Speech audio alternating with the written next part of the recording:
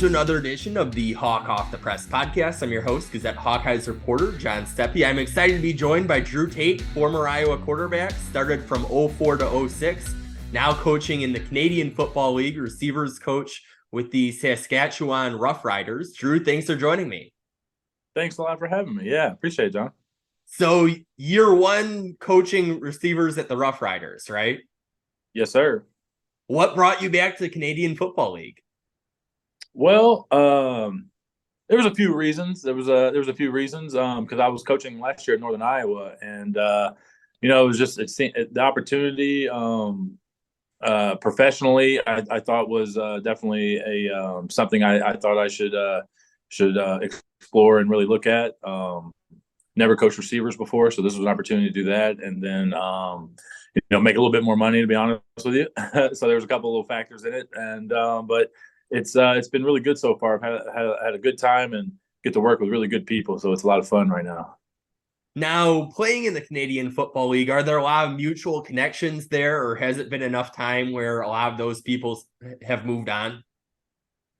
A little bit of both. I mean, you got some guys that are CFLers for life, and then you got guys that just come up for the job and then leave and things like that. But a good mix. But like these guys here, like my head coach here, I played for him back in 2009 in Calgary. He was special teams coordinator. Played against the defensive coordinator when I first got up into the league, and then the assistant receiver coach. We played against a little bit towards the end of my career too.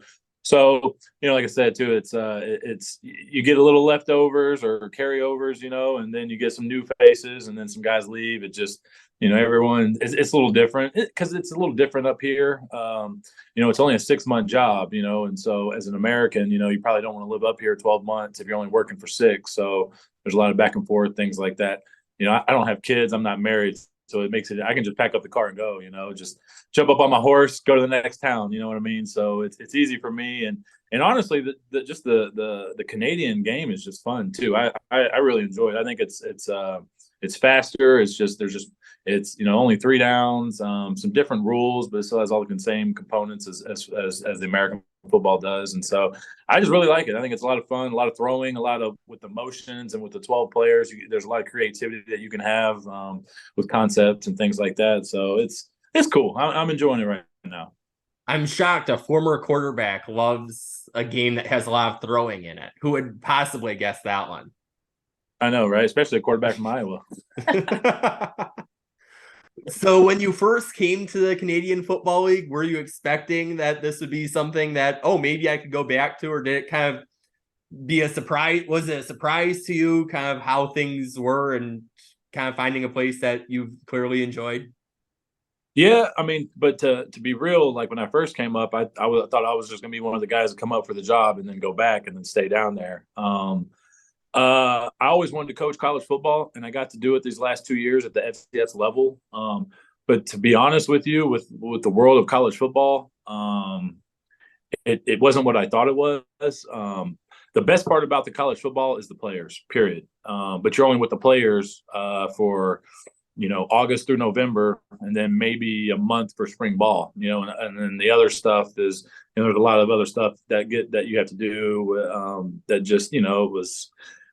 I didn't mind doing it, but it was just like, whoa, this just isn't what I thought it was. And then with the rules now, with transferring and everything like that, I mean, it's a Wild West. And but I mean, I'm very grateful for my 2 stops I had last year at Northern Iowa and Tennessee Martin the year before. Got to coach quarterbacks Tennessee, got to coach tight end. So, and then that's why I had an opportunity to come up here and coach receivers. So I feel like I'm checking those boxes, because I'd like to be an OC as soon as possible. So I feel like if I was able to run a room and of those positions, now I at least got some kind of awareness and an idea of things like that. But yeah, I never thought I would be, but the world changes really fast, and college football changes really fast. So you just kind of like, oh man, it just you're recruiting guys left and right. The recruiting, and FCS has different rules than FBS. So it was like, the recruiting just never stops, and, transfers, and then, guys are coming and they don't come. And then it was just a little wild for me. You know what I mean? I'm hoping that, it can get cleaned up a little bit with the NCAA or whatever, that they want to do. But it was just this opportunity. Like I said, it was hard to just pass up in a lot of different ways. And I said, the hell with it, let's just go. And the thing about it was, like, our head coach here, our general manager here, were all in their last year of their contracts. I don't think many people wanted this job because it's not, it's kind of scary. You're going to go in for a year and then be out. But like I said, this is my 8th city in 8 years, I think it is now. So I don't, it's just kind of my thing. It'd be weird to be at a place 2 years in a row, I think, now at this point. But hopefully someday it gets there. But it just, you always think you have a plan, you have an idea of what you're going to do. But when you coach football, it's a 1-year deal, and you don't know what you're going to do or where you're going to go. So just enjoying the ride right now. I guess you have the movers on speed dial at this point. Hey, the movers are my car, because that's it, man. I just pack it up, my clothes, and then we head to another town. All right. What was that experience like at UNI? It was great. Of being so close to where you've been before. Yeah, it was just really, really cool to be back in the state of Iowa, to be honest with you. I got to see a lot of old friends. I went into Iowa City a few times to see people, see some friends in Cedar Rapids, Des Moines. It was really cool, actually. And I just, the people of Iowa are just as solid as oak. And you can't, it's just fun being around Iowans in Iowa. They love football, and just, I think the integrity of Iowans, and the farmer mindset, the wrestler mindset, how they see football, how they believe in football. It's a unique place. And then I got to work. Mark Farley has an unbelievable football mind. Bryce Pop. I mean, everyone in the world knows who Bryce Pop is. And then got to learn, from other offensive coaches and things like that. And I got to coach tight ends. We had some really good, we had some really good times. We just had a phenomenal room. We had fun every day. We came to work, we had our meetings, we had practice. It was just a great time. And I miss those guys. I texted Farley before his Iowa State game and told him good luck and everything. And told him I miss him and everyone. And, so I'm rooting for them. I know they're 0-2 right now. They had a rough one in the Dome last week against Weber, but they got to go on the road to Idaho State, I think. I think they'll handle business there. And then, I've been watching the Hawks too as well. They should handle business again at home against Western Mich. And then it gets real for those guys, So I'm trying to watch. It's fun. And, to have ties back there is really cool. And but every Saturday I'm always checking scores. What would be your ultimate coaching ambition here? I'd love to be an offensive coordinator, and then I think, I want to be a head coach, period. And then the fastest way I think I can get there is be an offensive coordinator. And so, wherever that is, in the CFL, in college, in high school, that's just kind of, coaching is coaching. Doesn't matter what sport, what grade, what gender, none of that stuff matters. Coaching is coaching. So, hopefully, with all the experience that I've tried to gather and make a resume out of the stops I've had, hopefully it leads to something pretty good down the road. Do you have a preference between American versus Canadian football for that? No, not really, to be honest with you.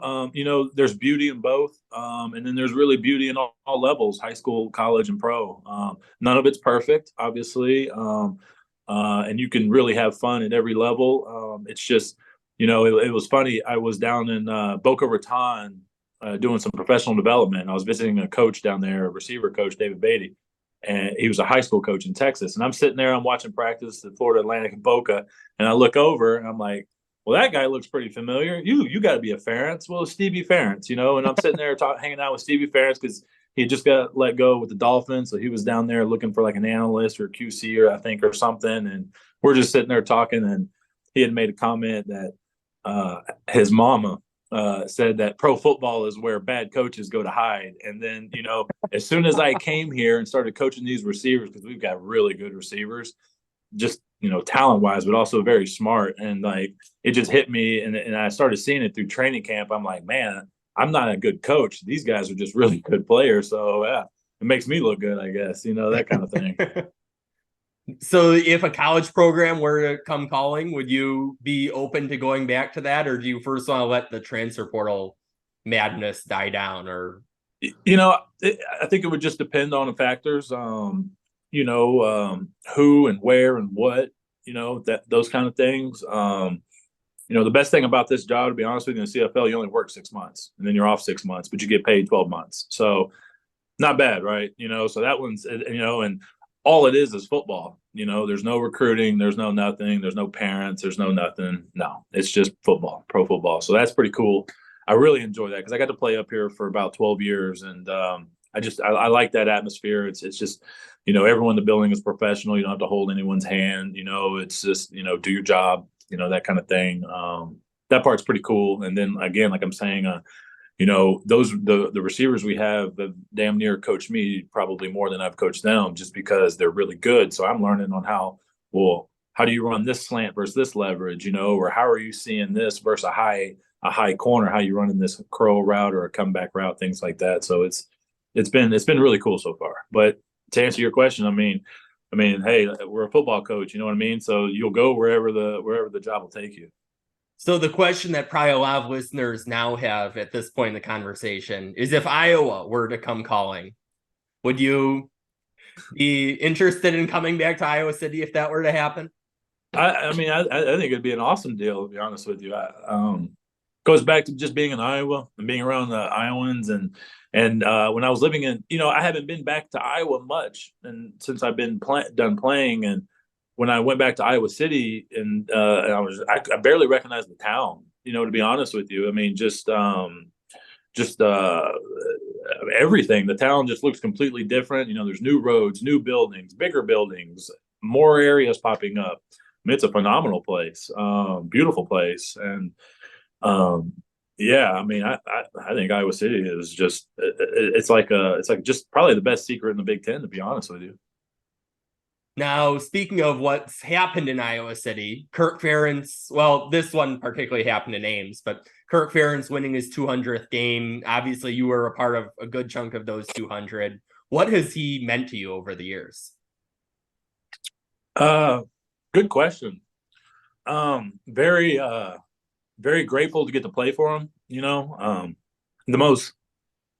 I'd say he's probably the most polished human I've ever met. Even when he gets like grilled on questions from the media and things like that, he always takes the high road. So got to respect that. Just what he's done, it's like when you talk to him and you see him and you hear him talk, he just hasn't missed a beat. He's still the same. And I just think that's unbelievable. I mean, it's good genes, obviously. I'm sure he takes care of himself really well. But for someone at that age, I can't believe he's still doing it. I got to be honest with you. I mean, especially the way that his MO in Iowa football is to, come into this new world of college football and to deal with all this stuff, because, he was not a social media guy. He's really tight knit. The program's really tight, and so now, they're looking at transfers and things like that. That's new. And just, but I think they're just doing a phenomenal job. And, it's Iowa football. I mean, they're not the sexiest team. They have the best defense in the land, bar none. And then offensively, it's just been the same. And you know what? I mean, no, it doesn't, get people excited to watch, but they win football games and they graduate players. So, as far as a head coach at a Power 5 institution like the University of Iowa, I mean, what else can you ask for? You're winning games and graduating players. It is what it is. And people always want what they can't have, I mean, say that, the tables turn, Coach Ferentz retires, they're bringing another guy, and now they're all flashy and glitzy and stuff, but they're having up and down years. They're still not, that's the thing about Iowa football. It's just been so consistent from in every way, shape, and form, inside and out, top to bottom. You can just tell that there's a lot of pride in the program.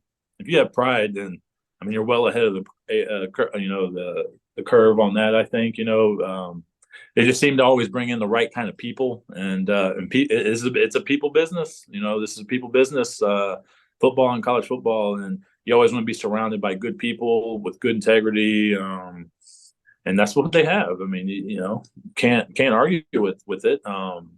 But a win's a win. We beat Penn State 6-4. Okay, we won. So what? This is what it is. It seems, you mentioned Penn State. It seems like while that traditionally, you don't have any of the factors that you'd usually have in a rivalry with geography. Seems like those always seem to be the games where people are really amped up for it. Yeah. I think so. Yeah, absolutely. And I Iowa's usually going to be in every game that they play in because of their defense. That's just the way it is. And it's so fun to watch them play defense. I love watching them play defense. And because my first coaching job was on defense at Coastal Carolina, so it was really cool, to like. So now you get to see it, and then you're like, damn, Iowa, like, how do they do it, right? But they're just so good. And then, like you said, with the new rivals, the hard thing is, now that the Pac-12 is going to be entering the Big Ten next year, I think it's going to hurt a little bit of rivalries. I think it's going to hurt some teams in the Big Ten, to be honest with you, because now you got the flashy Oregon, the Washington, the Beverly Hills, the Coliseum now are coming. So what does that do to Iowa? What does it do to Illinois, Northwestern, Minnesota? Purdue, Indiana, Maryland, Rutgers, what does it do to those guys? Are they still going to be up at the top of the league? Things like that. I'm sure for the Big Ten, money wise, it's a no brainer. You're going coast to coast. But it's just crazy. I think it's crazy. But as a fan of college football, I think it's awesome. But, from a coaching standpoint, I think it's crazy. What if you got 2 road games at Iowa? We got to go to Eugene, Oregon 1 week. The next week, we got to go to LA, and that's that's a 2-hour time zone, so it's going to be a long flight going back, a long flight there. And then, with academics, it's so big at the University of Iowa, how's that going to play out? And not just football, but think about basketball, think about volleyball, where they're playing 2 or 3 games a week, right? How's that going to go? But we don't got to get into that, but, but as a fan, like I said, I think it's awesome. But as a coach and just like as a coaching, the team, just like, holy moly, you're going to have a whole new set of challenges that you're going to have to figure out and overcome. As somebody who's been obviously in the Iowa quarterback room, who's been in the college game in various capacities, with Cade McNamara missing 2 weeks of fall camp, how much of a difference could 2 weeks make in terms of preparation for an early season? And is it different when you have a lot of newcomers, or different when you have somebody with as much veteran experience as Cade does? Yeah, I think it's really tough on the guy, right? Especially him transferring in, and all he had to go off was probably about a few weeks in spring ball. Think about the 2 weeks that you missed. Think about how many reps per day in those 14 days that you missed. Well, I could have gotten, I don't know. Let's just say 300 reps in those 2 weeks, right? Well, now that you're 300 reps better going into week 1 than you were. And so it's going to be a little timing deal. I'm sure it's going to take a little bit, but it's a good thing that, they have the schedule that they have. I think these first 3 to kind of get them going, really to get everyone going. But it's not easy. And, I'm not in the quarterback room. I don't really know their offense as much. I'm sure it's still similar on some things, but it's not an easy offense to pick up. It's kind of something you got to be in the program. You got to understand and go through a spring. You got to go through a camp. So I think he's done a really. I haven't gotten to see them play. It's just kind of watching little highlights and things like that. But I think after these 3, I think his feet will be pretty wet and he'll be really good to go, as well as the whole rest of the team. And then looking back at your Iowa career, I think a lot of people remember the pass from the Capital One Bowl. What are some of your kind of favorite moments as a Hawkeye player? That one was big. Winning the Big Ten and Kinnick against Wisconsin was probably the biggest. Having a relationship with all my teammates in those 4 years, teammates, coaches, strength coaches, the trainers, the staff, of all the what do you call them? Managers, like I was a huge fan of the toolbox game. I just love that thing when they play the Wisconsin. But like I said, it's just the people. The people are unbelievable there. And then the other one was graduating. I thought it was like the best day of my life when I graduated. Like, oh my God, that's so cool. I'm done with school now, But it was cool. Yeah, there's so many good things from Iowa City and the university and the state. That's just, my dad's from Iowa, played at UNI, he's from Cedar Rapids. So, that means a lot. Just the whole connection. It's just it's unique and just very honored to be a part of that. Yeah.